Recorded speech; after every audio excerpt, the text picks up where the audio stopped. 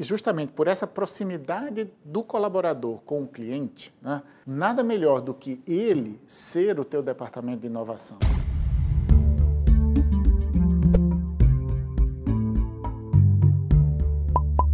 Olá, o Brasil entrevista o sócio da PwC no Brasil, Ricardo Neves. O Ricardo é especialista em varejo e experiência do consumidor.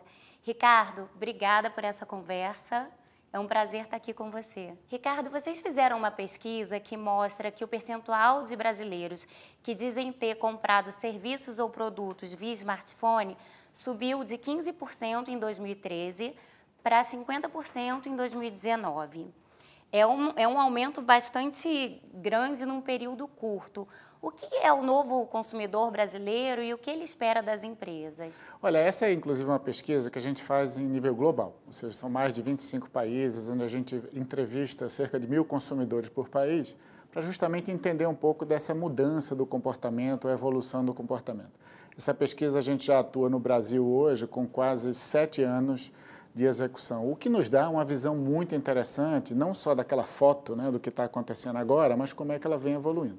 E esse é um índice que você comentou que nos chamou muita atenção nessa última pesquisa, que é o fato das pessoas realmente passarem a usar o seu smartphone como um instrumento de compras, tá certo? Seja na sua jornada, desde o início, para você saber que produto, conhecer, ser influenciado sobre alguma forma através da rede social sobre eles, mas principalmente, no final das contas, de você executar aquela compra ou realizar. E como você falou, em praticamente 4 ou 5 anos, esse índice triplicou, né? Então, significa que realmente as pessoas estão fazendo dos seus celulares uma extensão, né, do seu sentido. Se fala até no 7º sentido, que hoje seria o celular. Então, isso demonstra claramente que no Brasil existe uma vontade, uma disponibilidade para usar novas tecnologias. E o smartphone passa a ser parte dele de uma forma muito clara. Isso faz com que esse consumidor não só pare para ir executar uma compra ou faça a compra em determinado momento, mas que em qualquer momento que ele esteja com vontade ou disponível, ele possa fazer uma pesquisa, uma execução sobre isso. Isso tem um impacto direto nas empresas, entende? Assim, hoje no Brasil, essas empresas têm que estar cada vez mais disponíveis aos seus consumidores, entendeu? Eles têm que buscar saber como ele vai lidar com esse novo consumidor, porque aquelas que não souberem lidar com isso vão perder mercado. Ou seja, aquelas empresas que estiverem melhor preparadas para realmente executar ou apoiar o seu consumidor, elas vão tirar vantagem disso. Então, assim, resumindo um pouco do que a gente falou, é que o consumidor brasileiro realmente ele tem evoluído bastante no uso da tecnologia, começando por aí. Segundo, ele tem usado essa tecnologia justamente a favor da praticidade, da forma mais rápida com que o dia a dia exige da gente, e isso vai ter um impacto direto sobre, por exemplo, os varejistas, as empresas que oferecem produtos a esses consumidores no Brasil. Agora, e quem ainda não está nessa era tecnológica? O que ela tem que fazer, o que a empresa tem que fazer para ingressar aí nesse novo mecanismo? Isso exige investimentos muito altos ou necessariamente não? O interessante é a gente verificar que, por exemplo, se fala muito sobre grandes investimentos, as grandes empresas realizando investimentos pesados, às vezes em tecnologias, que são até tecnologias muito avançadas, às vezes se fala sobre realidade aumentada.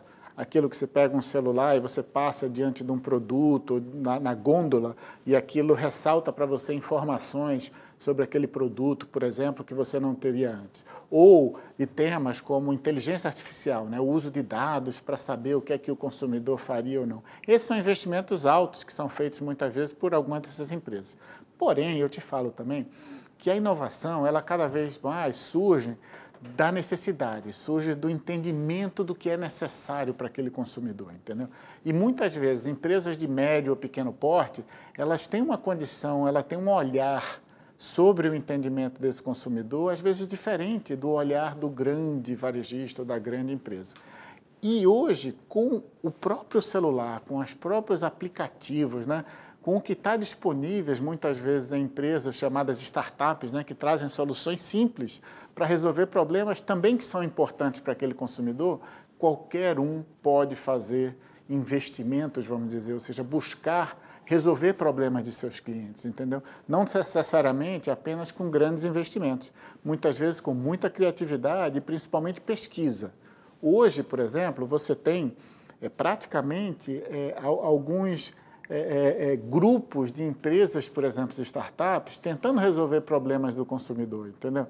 E qualquer varejista ou qualquer empresa pode estar associado a essa vanguarda, entendeu? E pode trazer essa simples tecnologia que resolva um problema. Você comentou, por exemplo, assim, poxa, quem não está nessa arena tecnológica do lado das empresas? E quem não está nessa arena tecnológica por lado do consumidor, né? Você tem consumidores que são os chamados desbancarizados, por exemplo, né? Que talvez não tenham acesso a crédito, a cartões ou a contas de banco. Já existem também startups e aplicativos que permitem que uma pessoa, e a maioria dessa no Brasil tem um smartphone, que ela possa, inclusive, pagar um boleto e ter dinheiro no seu celular, entendeu? E a partir de conexão celular, ela conseguir pagar uma conta, ela conseguir ir num supermercado ou numa pequena loja e fazer aquela execução, entendeu? Isso está trazendo um novo consumidor, está trazendo pessoas que antigamente estavam totalmente alijadas, né, desse processo. A partir do momento que ela tem um smartphone, a partir do momento que ela consegue baixar algum pequeno aplicativo, ela tem acesso a algumas coisas que antigamente eram totalmente fora de questão para elas, né? Então, existem dos dois lados. Eu vejo o lado da aproximação ou dos investimentos que são feitos pelo varejo e pelas empresas para se aproximar do consumidor, mas até do próprio consumidor, de buscar soluções, de buscar... E isso, muitas vezes, boca a boca, sabe? É uma coisa impressionante como você vê alguém numa comunidade X está usando um aplicativo que funciona e ele começa a falar isso no seu WhatsApp, né? na sua rede social, que novamente as pessoas associam muito ao Facebook, mas não é verdade. Existem muitas outras redes sociais que fazem com que essa comunicação entre pessoas ocorra. E aí, na medida que aquele aplicativo, aquela facilidade é entendida por um, ele é rapidamente permeada para os demais, entendeu?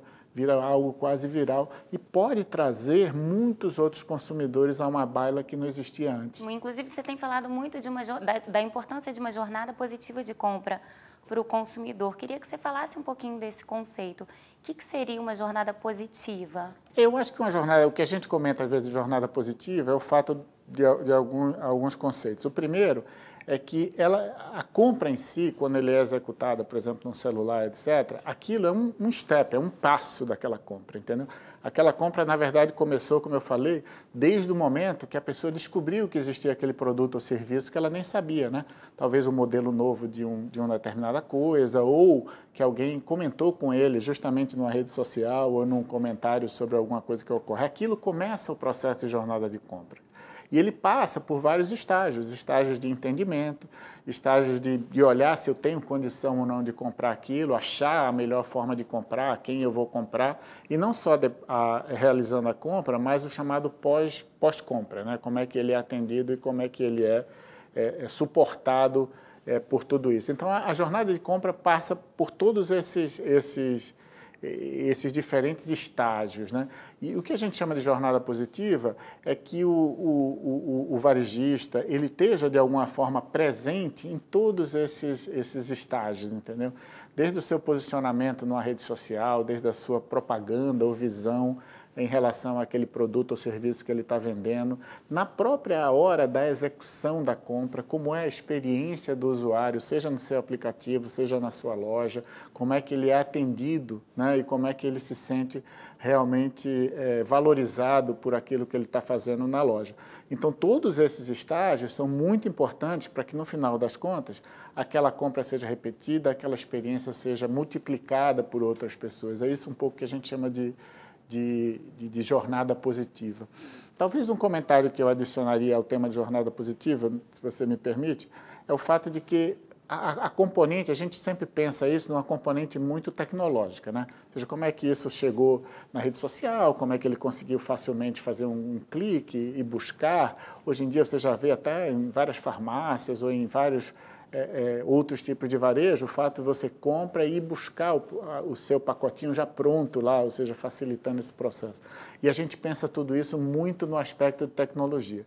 Mas eu acho que o aspecto de pessoas, né? O aspecto do contato, da visão e do sentimento que o consumidor tem a esse contato é muito importante. E um dos temas principais que a gente tem falado nessas últimas pesquisas é a importância de que o colaborador, a pessoa que trabalha naquela empresa, como é que ela se sente tratada e usada em termos de tecnologia dentro de casa, entendeu? Como é que ela se sente satisfeita naquilo que ela executa, porque isso tem um impacto direto de como ela trata ou como é que ela se coloca para o consumidor, entendeu? Então, muitas vezes, quando a gente fala sobre investimentos ou posicionamentos, a gente sempre pensa no investimento para o consumidor, né? O investimento que vai estar lá na ponta. Mas se esse investimento, se essa atenção também não tiver com os colaboradores, isso vai fazer um impacto negativo na jornada na frente, entendeu? A gente vê claramente, um dos pontos que a gente colocou nessa última pesquisa, é que aquelas empresas que tinham o melhor posicionamento quanto à experiência do consumidor eram aquelas empresas que davam boas experiências aos seus colaboradores, entendeu? Então, quer dizer, você exigir de alguém que, olha, dê uma boa experiência ao seu consumidor, faça tudo isso, mas a sua vida é meio um inferno, porque você tem que... se você não se relacionar bem com aquele funcionário, ele não vai conseguir ter um relacionamento bom com o consumidor. Isso, se você não dá a ele uma boa experiência. E aí o que eu penso, assim, olha, uma experiência desde o fato de que você tem aplicativos que permitam ao funcionário, por exemplo, falar ou dar um feedback sobre uma determinada coisa, ou participar de um processo, entendeu? Você quer ouvir as ideias dos clientes, você quer ouvir as ideias de todo mundo e você botou um totem, né, que coloca o ponto de se você foi satisfeito ou não. E o teu colaborador? Será que ele também não precisa de um totem e um posicionamento quanto a isso, entende? Então, são ideias ou são posicionamentos desse tipo que fazem com que você melhore a experiência dele para que ele possa fazer uma melhor experiência ao teu consumidor. Esse é um aspecto que eu acho que é interessante de colocar. Agora, você comentou sobre a importância desse lojista ou desse dono de indústria se relacionar bem com o funcionário e oferecer tecnologias para que aquele funcionário também fique à vontade dentro da empresa e consiga exercer sua função de uma forma melhor. Isso seria o vírus da tecnologia. Eu já vi você comentando em outras entrevistas que não adianta você ter um departamento de tecnologia na sua empresa. Você tem que ter esse vírus espalhado aí, permeando todos os setores. É verdade, isso é realmente um tópico principal nessa relação da empresa com seus funcionários e na visão de que antigamente você tinha um departamento ou de tecnologia ou de inovação. As inovações vinham daquele departamento, a tecnologia vinha daquele departamento. O que está acontecendo hoje é que as empresas, e justamente por essa proximidade do colaborador com o cliente, né, nada melhor do que ele ser o teu departamento de inovação, ser a geração de ideias, ser a pessoa que aplica especificamente algumas dessas tecnologias e até as testa, né? Hoje em dia está muito em moda se falar sobre um tema em inglês que chama-se upskilling, ou seja, é você trazer todo mundo para um nível de entendimento sobre tecnologia que permita que o cara, ao identificar uma determinada necessidade, ele possa associar essa necessidade com potenciais soluções tecnológicas, entendeu? Então, as empresas têm trabalhado muito em fazer isso, o upskilling de pessoas, ou seja... Isso demanda treinamento também. Treinamento, mais treinamentos que são diferentes daqueles treinamentos. Vou botar todo mundo na sala para ensinar alguma coisa, entendeu? Esses treinamentos têm sido feitos de uma forma bastante interessante. Elas têm tentado fazer com que as pessoas tenham acesso, entendeu? E busquem, porque conteúdo hoje... Está muito... a geração de conteúdo na internet é muito grande, tá certo? O que você precisa fazer é ter boa curadoria, você buscar, né, formas de trazer aquele conteúdo para ensinar as pessoas, para melhorar o upskilling, né, a habilidade que ela tem de fazê-la. Então, você veja, nós na PwC, nós temos um aplicativo que é muito interessante. Nós estamos falando de uma empresa com 270 mil pessoas no mundo, né, que também precisa fazer seu upskilling, que também precisa colocar todo mundo num patamar diferenciado de entendimento. Esse aplicativo faz uma curadoria, entende, de informações, sejam elas escritas, vídeos, podcasts, e faz o que a gente chama de um Digital Fitness Assessment, ou seja, uma avaliação da tua da tua proficiência digital. E com isso ele te oferece, entende, vídeos ou leituras para que você melhore a sua habilidade digital, entende? Então, não é mais aquilo de trazer as pessoas para fazer treinamento, é dar a elas acesso e entendimento do que está ocorrendo no mundo. Há conteúdos que vão fazer diferença na vida dela e no trabalho dela. E no trabalho, e que podem não ser, às vezes, tão diretamente associados, mas a partir do momento que ela começa a entender melhor sobre, por exemplo, metodologias ágeis de execução, ou se ela entende um pouquinho mais de como funciona um drone, ou o que é uma inteligência artificial, ela começa realmente a abrir a sua cabeça para entender que necessidades dos seus clientes podem ser resolvidas por algumas dessas coisas, entendeu? É aí que dá o tema que você falou, que eu brinco, que é o vírus da tecnologia, é o vírus da inovação que precisa ser espalhado na empresa. Ela não pode estar mais na cabeça de um departamento ou na cabeça do principal executivo ou dos executivos. Ela tem que estar totalmente permeada, né, ou distribuída na organização, porque é a partir dessa proximidade com o consumidor e o entendimento das suas necessidades que surgem realmente as grandes ideias do que eu vejo no dia a dia. Ricardo, você falou da importância que tem hoje a percepção do consumidor em relação às tecnologias e sobre a forma como ela compartilha essas novidades ou essas descobertas com a sua família, com o seu grupo de amigos no WhatsApp. Você nota que hoje as empresas ou a indústria, o comércio deveriam olhar também para os influenciadores digital?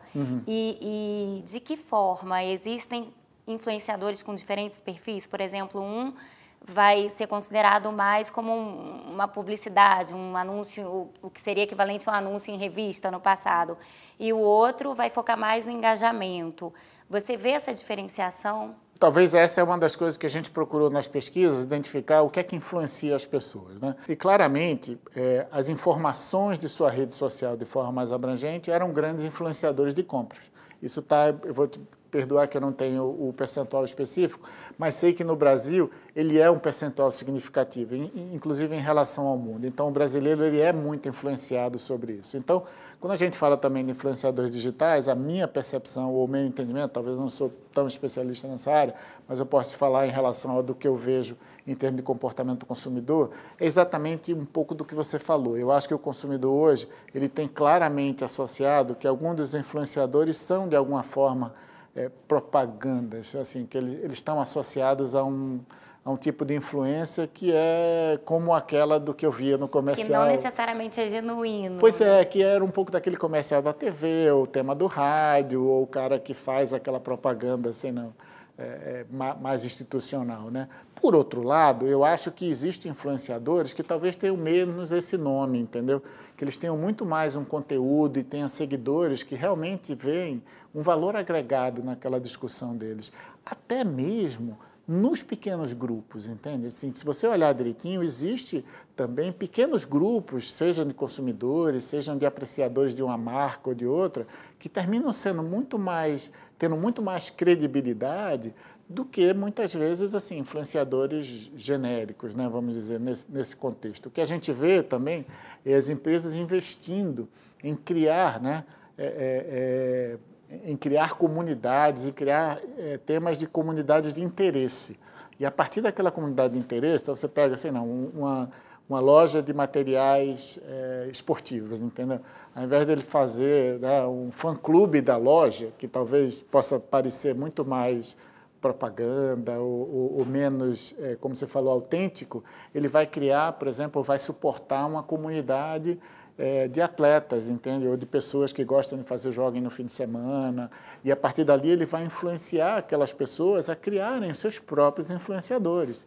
Eu acho que a partir dali, esse é o método que, na minha visão, tem sido mais aplicado pelas organizações, entende? Assim, claro que uma organização até contrata um influenciador ou outro como um canal de propaganda.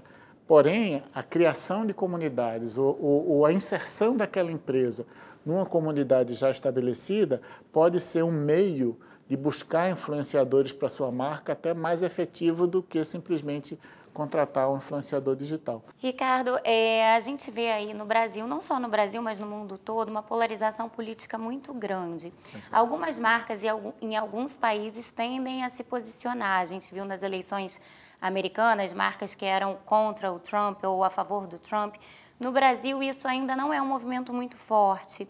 Você acha positivo que uma marca se posicione ou essa resposta vai depender do tipo de negócio, do perfil do produto que ele vende? Conceitualmente, na minha visão, as marcas ou as empresas, elas têm que ser verdadeiras aos seus valores, não é verdade? Eu acho que toda vez que uma marca, que uma empresa, ela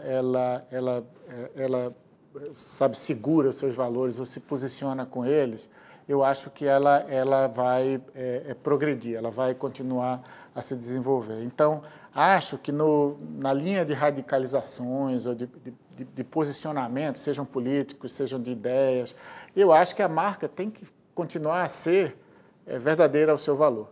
Se aquela linha de atuação, se aquela coisa for muito contra aquela marca, eu acredito que ela tem que se posicionar também. Não necessariamente ela precisa fazer um grande posicionamento político, sabe? Mas eu acho que ela tem, por exemplo, de direcionar os seus investimentos para aquelas áreas onde ela acredita que estão mais associadas ao seu valor.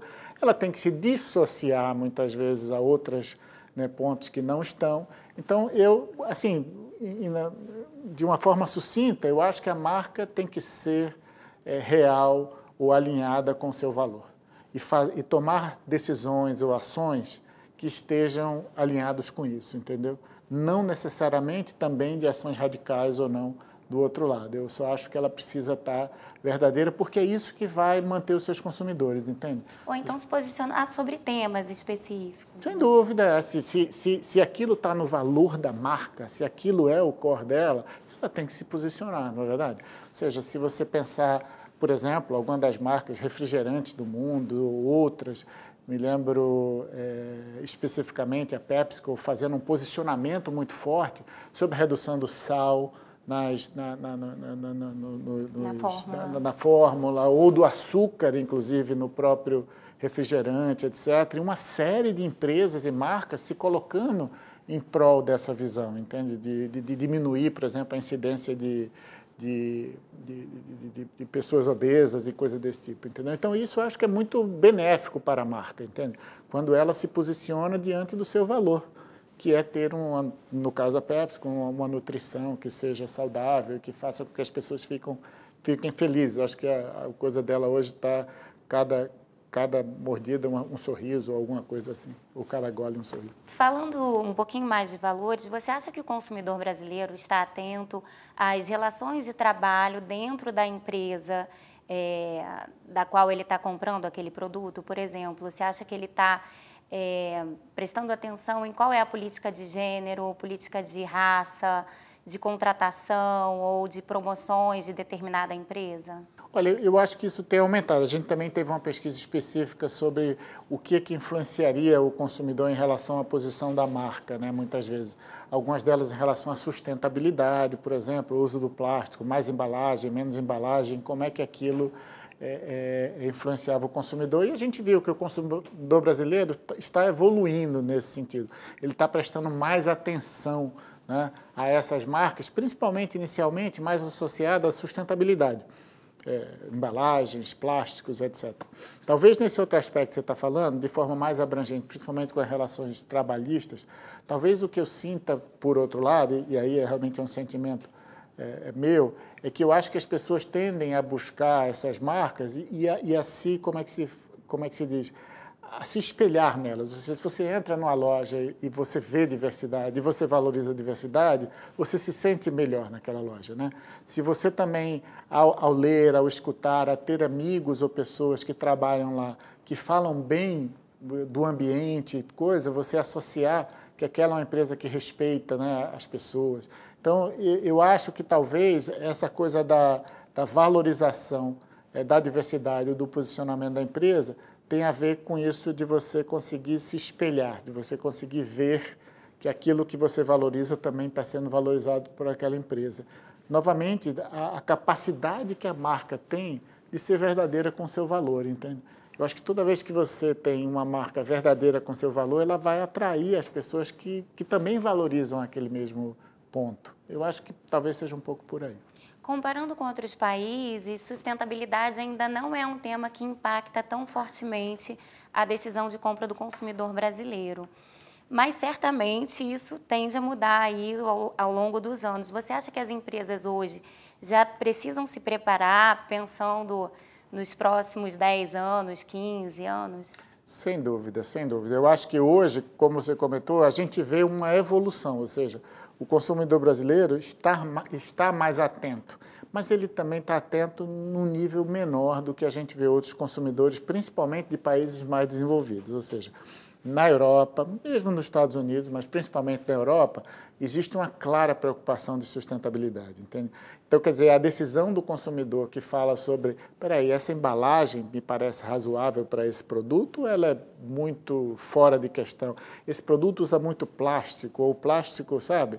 E ele tomar uma decisão de compra naquele momento entre olhar duas coisas e escolher uma que ele acha que é mais sustentável, isso é uma realidade maior em alguns países como da Europa do que é no Brasil. Porém, o brasileiro tem evoluído, ou seja, ano a ano a gente sente esse percentual devagarzinho aumentar, principalmente aonde? Justamente nas camadas de idades mais baixas, ou seja, o pessoal que está chegando para o consumo, e eles estão chegando para o consumo com esse olhar.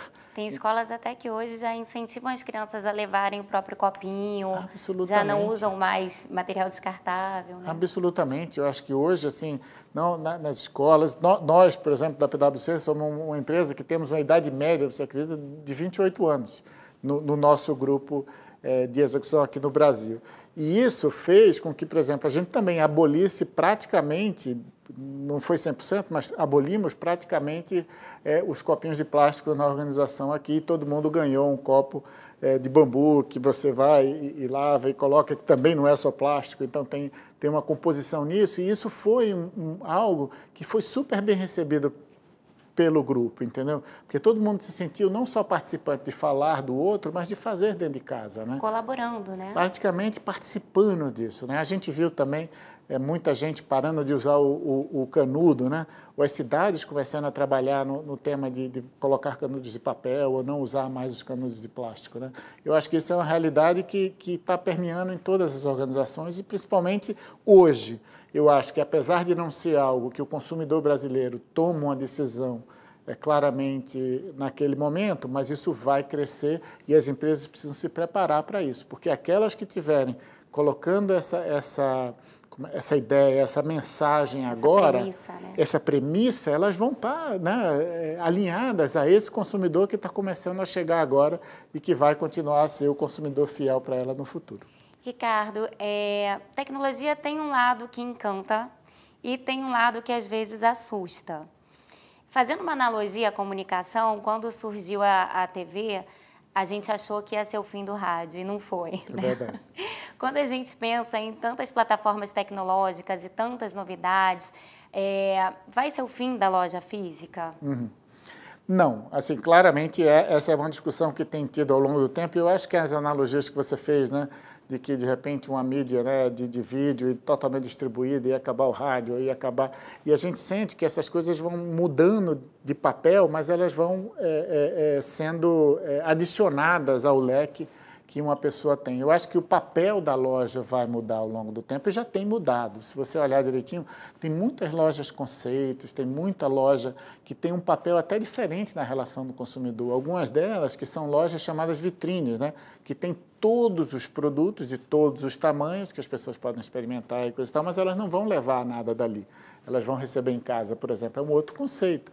Eu acho que o conceito, principalmente, de unir compra com diversão, é um conceito muito forte hoje, ou seja, as pessoas não estão saindo simplesmente para fazer uma compra, ela está saindo para se divertir, ela está saindo para fazer algo e, by the way, e no caminho e naquele momento, ela vai usar também o momento como compras. Então, o que está acontecendo com a loja hoje é que ela está mudando de papel. Eu não acredito que a loja física vai acabar, eu acho que até pelas conveniências, pela locomoção das pessoas, por exemplo, nas grandes cidades, ela vai continuar tendo um papel.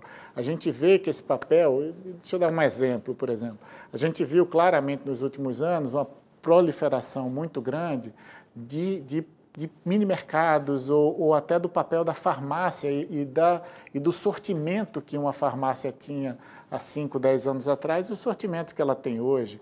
Os mini mercados, os expresses, o pontual ali, ele passa a ter um papel muito importante na conveniência das pessoas, porque você vai querer uma fruta, né, fresca, você vai acabar o pão, você vai passar para pegar um leite, você vai também pegar o seu desodorante, o seu shampoo, e cada uma dessas coisas estão muito próximas à sua casa. Então, e aí você aproveita e paga uma conta. E paga uma conta, e recarrega o celular, como você tem. Então, o papel dela passa a ser muito diferente. Até a relação, eu gosto muito de ver a evolução da farmácia. Eu acho que a farmácia teve uma evolução muito legal. Eu acho que você vê hoje, né, a conexão dela já sendo trabalhada com os próprios médicos, entende? Você realmente já ter quase algo onde a receita é compartilhada com uma determinada rede ou com uma farmácia para evitar os enganos. Você não acredita quanto de engano ocorre porque a letra, porque o entendimento, porque a pessoa perdeu a receita, ou copiou errado, ou o que for, e aquilo é um problema sério para a saúde das pessoas. Então, no momento em que você tem, por exemplo, uma conexão entre os hospitais, os médicos e essas farmácias, a condição de você fazer um planejamento melhor do próprio material que vai estar lá disponível e que ele seja correto para aquele consumidor, passa a ser algo que melhora a própria saúde, né, da comunidade. Então, você vê que os papéis dessas lojas, o papel do varejo, ele muda ao longo do tempo, mas eu acho que a presença física, e como eu falei anteriormente, a relação do consumidor com os colaboradores, com as pessoas que estão à frente, né, daquele varejo, passa a ser também algo muito diferencial.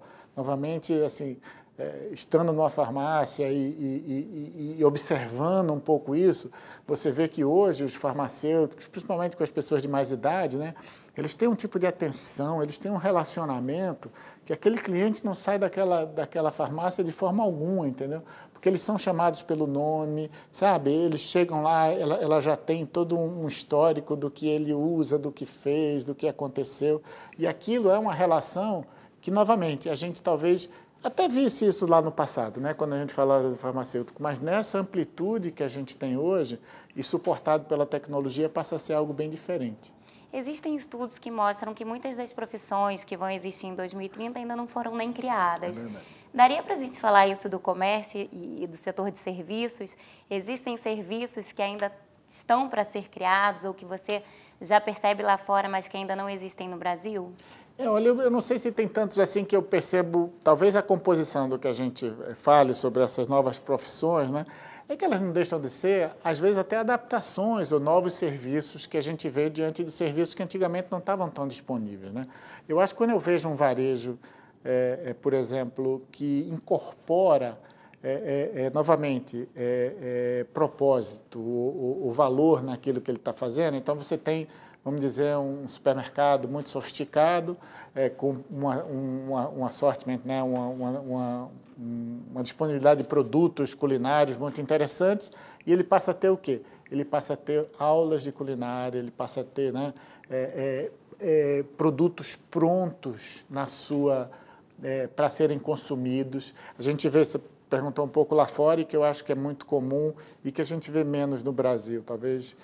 Por exemplo, a maioria dos supermercados considerados assim, lá fora, mais especialistas ou com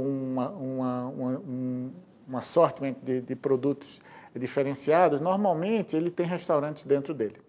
Então, ele tem um pequeno coisa de sushi, ou ele tem um buffet que você passa e já se serve, já compra. Porque, às vezes, as pessoas lá fora saem para um supermercado deles, fazem as compras e já jantam ali. Então, de repente, economiza, né, de chegar em casa, ainda fazer o jantar, o que for. Então, são todas. E aí você tem um pouco dos instrutores, por exemplo, de dieta, não, como é que se diz, educação alimentar. De educação alimentar, por exemplo, pessoas que vão estar ali na frente indicando às pessoas, né, o que é que elas podem fazer, ou quais são as receitas, ou quais são os produtos que ela possa estar mais alinhado com os objetivos dela. Então, eu acho que sim, tem muita coisa para sair dessas ideias novas que estão acontecendo lá fora e que novas profissões vão estar surgindo. E talvez elas liguem tecnologia, sem dúvida nenhuma, elas conectem um pouco isso, mas eu acho que o ponto principal dessas profissões estão associadas à inter-relação humana, entendeu? A capacidade de comunicação, de entendimento, de empatia. Empatia passa a ser, na minha visão, um tema muito importante nas profissões do futuro, entendeu? Como é que realmente você consegue resolver um problema do outro, né, ou dos outros. Você estar atento à necessidade do outro. Às necessidades do outro. E aí o que é que faz? A empatia passa a ser algo fundamental nesse processo de captura, né, de novas oportunidades de serviços ou até produtos, porque, na verdade, no momento que você conhece ou vê a necessidade do outro, você pode dar ideias de produtos que sejam importantes para aquele grupo de consumidor, sem dúvida. Ricardo, para a gente finalizar, você acha que hoje a gente já tem um ambiente macroeconômico propício para que o varejo e a indústria de fato cresçam de forma perene no Brasil? Olha, eu acho que a gente está num momento aí de uma encruzilhada importante, né? Eu acho que a gente teve uma melhoria macroeconômica, né, nos últimos até meses, né, nesse sentido, onde a gente teve muito pequena, mas paulatina, melhoria do emprego, de renda, né? Uma queda significativa da taxa de juros, o que significa maior disponibilidade de crédito. Quanto à sustentabilidade disso, eu acho que vai realmente depender de outras reformas que estão sendo trabalhadas no país para que a gente realmente ache que esse não vai ser um voo de galinha, entendeu? Eu acho que a gente viveu durante alguns tempos e surfou, né, bem alguns momentos que a gente teve, sejam de posicionamento interno, mas principalmente de ventos externos que nos trouxeram um posicionamento interessante, mas que justamente não foram feitas as reformas que fariam com que aquilo fosse perene. E aí a gente deu realmente uma caída muito significativa. A gente fica mais suscetível, né, à variação de commodities. A variação do que ocorre lá fora. Então, se você não tem um mercado consumidor forte, com fundamentos econômicos estáveis, você realmente fica muito ao sabor dos ventos, né, que possam acontecer, mesmo agora, recente, nesses problemas que houveram, seja no Chile, seja na Bolívia, e como isso influencia ou não o humor do mercado financeiro em relação a investimentos em países do terceiro mundo, por exemplo, ou ao próprio investimento recente, né? Ou a confiança do consumidor. Ou a confiança também, do próprio consumidor. Eu acho que tudo isso é uma composição que precisa estar melhor alinhada para que a gente possa realmente ter uma sustentabilidade de crescimento. Hoje, eu não sei se isso está claro ou se a gente realmente já tem esses pilares. Por outro lado, eu acho que alguns desses pilares estão sendo discutidos, estão sendo trabalhados. Eu acho que, pelo menos hoje, na minha visão, já existe uma clara consciência maior dessa necessidade, entendeu? A gente que passou agora pela revisão e pela PEC da Previdência Social, eu me lembro, alguns anos atrás, isso nunca vai passar no Brasil, ninguém vai entender isso é um absurdo. E a gente viu que o processo caminhou e que as pessoas, de alguma forma, entenderam de que aquilo seria benéfico para o todo, entendeu? Então, eu acredito que as novas reformas também vão passar por essas discussões e eu tenho que eu tenho que acreditar que o consumidor brasileiro, o empresário brasileiro, os brasileiros como um todo, eu acho que eles estão mais conscientes das necessidades de mudança que a gente vai ter daqui para frente. Então, tem que ser otimista quanto a isso. Tá ótimo. Muito obrigada pela entrevista. Muito obrigado por estar aqui com vocês. Foi um excelente papo.